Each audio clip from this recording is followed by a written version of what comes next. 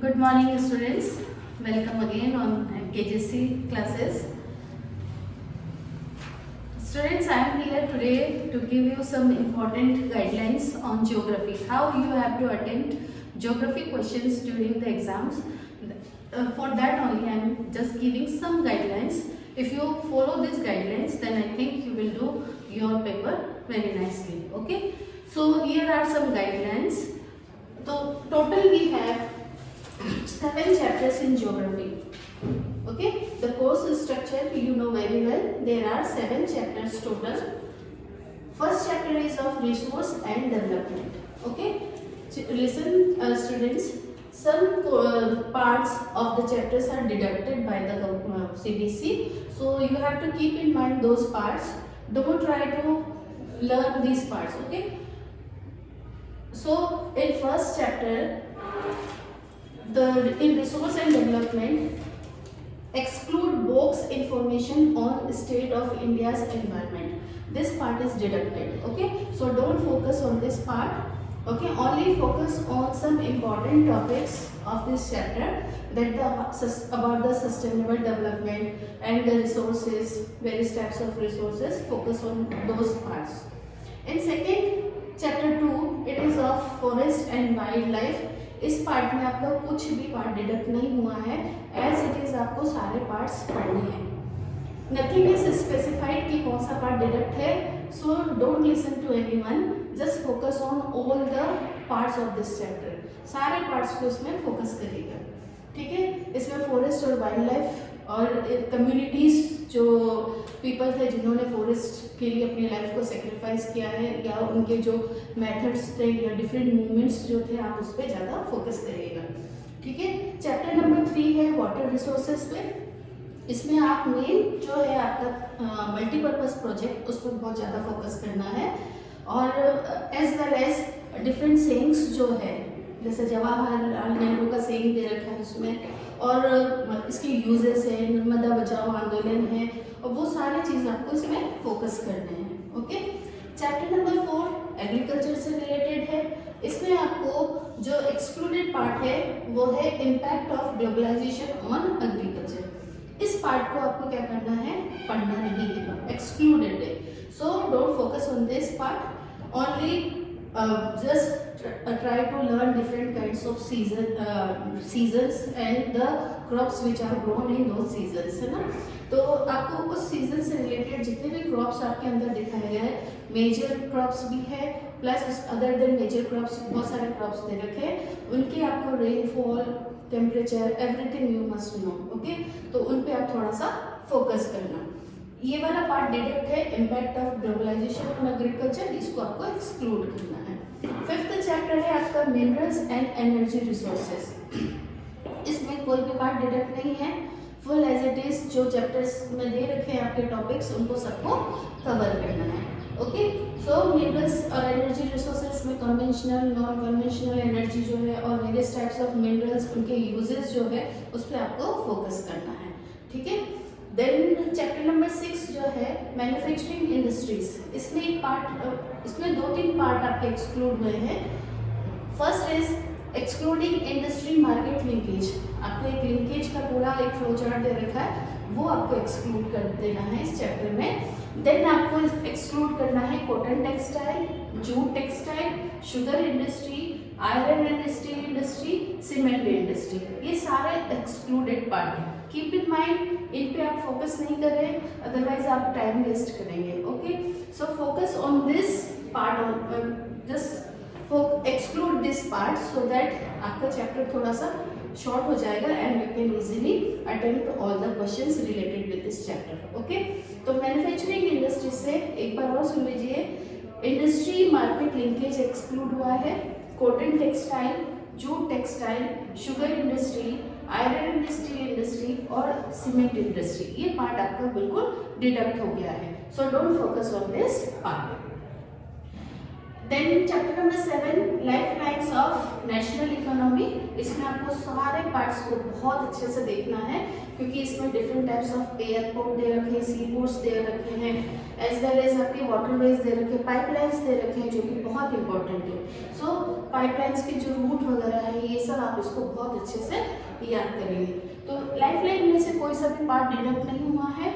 So it is a long chapter और 3-4 तरह के जो आपके दे रखा है जो नेशनल इकोनॉमी को जो सपोर्ट करते हैं, ऐसी चीज़ें आपकी सारी दे रखी है उसके अंदर, उस पर आपको फोकस करना है। कुछ भी पार्ट इसमें डिडक्ट नहीं हुआ है और मैप जो आ रहा है वो भी मेनली इसी पार्ट का आ रहा है, तो आपको ज़्यादा मैप है इस पार्ट में, चैप्टर नंबर 7 में, तो आपको ज़्यादा फोकस करना है इस चैप्टर को, ठीक है। मैप का डिस्कशन करते हैं। मैप पढ़ना है आपके चैप्टर 1 से मेजर सॉइल टाइप्स आएंगे, वो सिर्फ आइडेंटिफिकेशन के लिए आएंगे, ओके।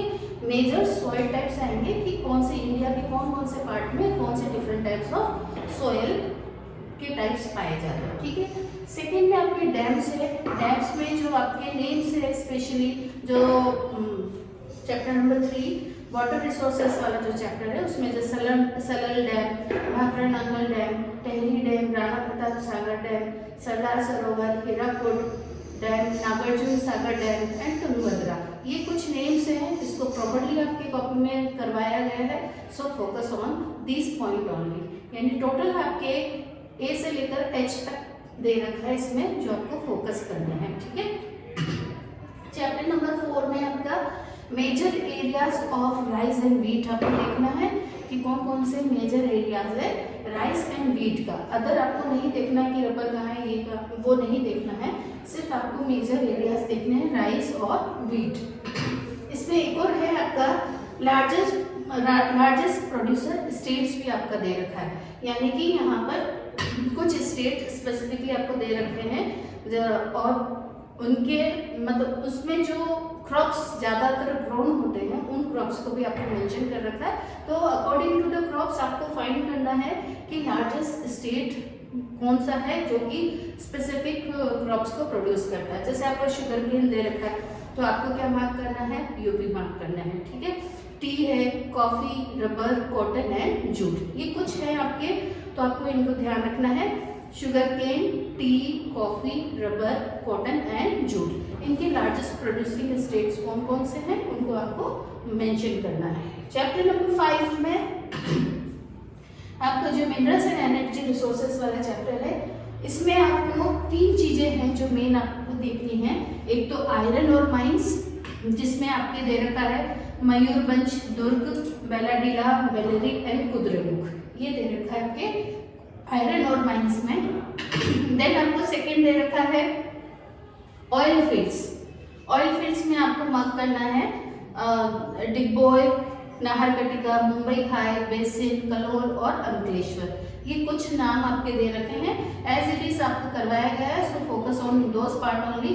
अननेसेसरी सारे मैप वर्क या सारे जो भी आपके ऑयल फील्ड वगैरह दे रखे हैं उनको फिल नहीं करें, ठीक है। इन्हीं जो पार्ट को जो सीबीएसई ने कोर्स स्ट्रक्चर में दिया है उसी को फॉलो करेंगे। देन इसके बाद है आपका थर्मल जो पावर प्लांट्स है, इसमें आपका एक तो न्यूक्लियर थर्मल पावर प्लांट दे रखा है प्लस थर्मल पावर प्लांट दे रखा है, तो इन दोनों में भी कुछ स्पेसिफिक नेम्स करवाए हैं, सिर्फ आप उन्हीं पे फोकस करिएगा। चैप्टर नंबर 6 में आपका ये वैसे ये थियोरी पार्ट इसका डिडक्ट है, बट इसको मैप में इंक्लूड किया गया है, सो इसको स्किप नहीं करें, फोकस ऑन दिस पार्ट कि जितने भी सॉफ्टवेयर टेक्नोलॉजी पार्क्स बने हैं उनके लोकेशन आइडेंटिफिकेशन दोनों भी तरह के क्वेश्चंस आ सकते हैं। सो फोकस चैप्टर 6 में आपका ये पार्ट जो है इस पर आपको फोकस करना है कि सॉफ्टवेयर टेक्नोलॉजी पार्क्स कहाँ कहाँ पर है, ओके।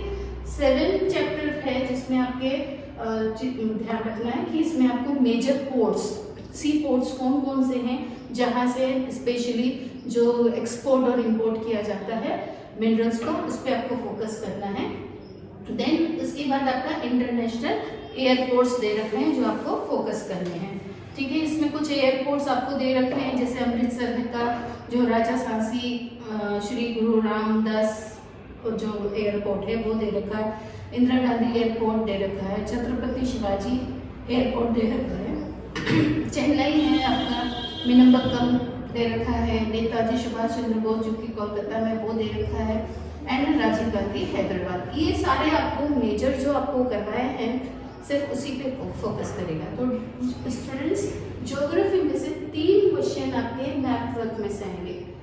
लिसन केयरफुली कि मैप वर्क में से आपके ज्योग्राफी में से 3 क्वेश्चन आएंगे डेफिनेटली, तो आप कोई भी इसको मिस नहीं करें, तो so that you can get 3 marks total full marks. Okay, history में से 2 आएंगे विच आई ऑलरेडी सेड, और इसके बाद आपका जो ज्योग्राफी का है ना 3 क्वेश्चन इससे आएंगे, टोटल 5 क्वेश्चन आपके एग्जाम में आएंगे। एंड जो ये पूरा ज्योग्राफी के जो 7 चैप्टर्स का जो ओवरऑल जो मार्क्स होंगे वो 20 मार्क्स के क्वेश्चन इसमें से आएंगे। आपकी 4 बुक्स है, तो 4 में सारी बुक्स में 20 मार्क्स ईच डिवाइडेड है, इक्वली डिवाइडेड है। सो इसमें से आपके 20 मार्क्स के क्वेश्चंस आएंगे। So students try to listen, try to learn all these questions and don't just focus on these excluded part, क्योंकि ये excluded part अगर आप पढ़ लेंगे तो आपका टाइम कंज्यूम होगा। So skip this, keep in mind this excluded part and try your level best, okay, and learn carefully, okay students। now थोड़ा सा एग्जाम पैटर्न की बात करें आपके, तो एग्जाम पैटर्न में आपका 20 मार्क्स आई सेड कि 20 मार्क्स का इसका वेटेज है पूरे ज्योग्राफी का।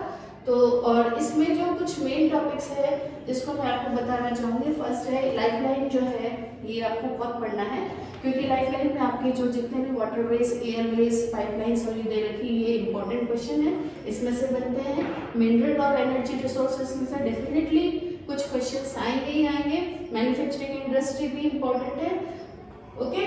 रिसोर्स एंड डेवलपमेंट, इसमें मल्टीपर्पज का एक प्रोजेक्ट जो है, मल्टीपर्पज प्रोजेक्ट से रिलेटेड एक क्वेश्चन आएगा ही आएगा, तो focus on this, okay. And math work पे स्पेशली आप फोकस करना। एरर्स की बात करूँ स्टूडेंट्स, तो how you have to attend your paper, तो स्पेशली याद रखेंगे, एक तो सबसे पहले आपकी राइटिंग बहुत अच्छी होनी चाहिए। राइटिंग अगर आप आंसर सही भी लिखेंगे और वो इजीली अंडरस्टैंडेबल नहीं होगा तो क्या होगा कि कोई भी टीचर उसको पढ़ेगा नहीं और आपके मार्क्स हो सकते हैं कि डिडक्ट हो जाए। तो आप ऐसा करें कि अपनी राइटिंग को बहुत प्रॉपर लिखें। क्वेश्चन मार्क का ए बी पार्ट जो है उसको प्रॉपरली मेंशन करें, उसके बाद जाकर के आप आंसर लिखना स्टार्ट करें, क्योंकि आप क्वेश्चन अगर गलत लिख देंगे नंबर करके, और जो भी है 1 का ए बी जो भी है इसको बहुत सीक्वेंसली मतलब आप क्वेश्चन अटेम्प्ट करें।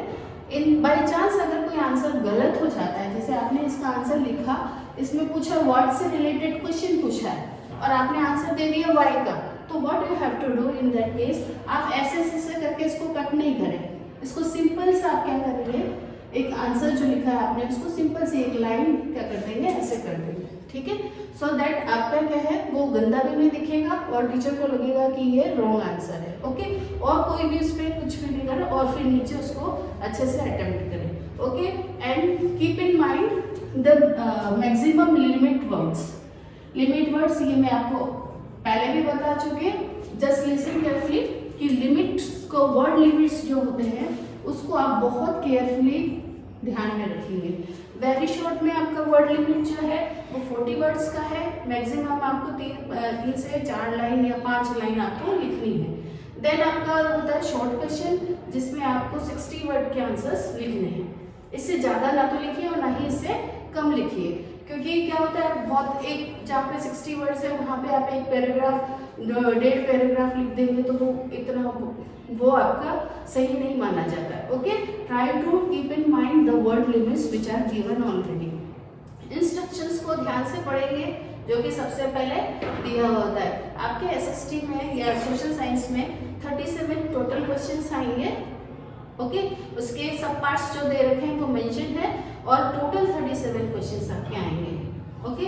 और देन 120 जो है जो लॉन्ग क्वेश्चंस है वो आपके 120 मार्क्स से ज़्यादा नहीं होने चाहिए। तो वर्ड लिमिट को बहुत ध्यान रखें, एरर्स कम करें सो दैट आपका पेपर बहुत अच्छे से हो और आप मोर मार्क्स अचीव कर सकें, okay students. So follow this guidelines, keep in mind all the important things which I just said, or all the best for your exam.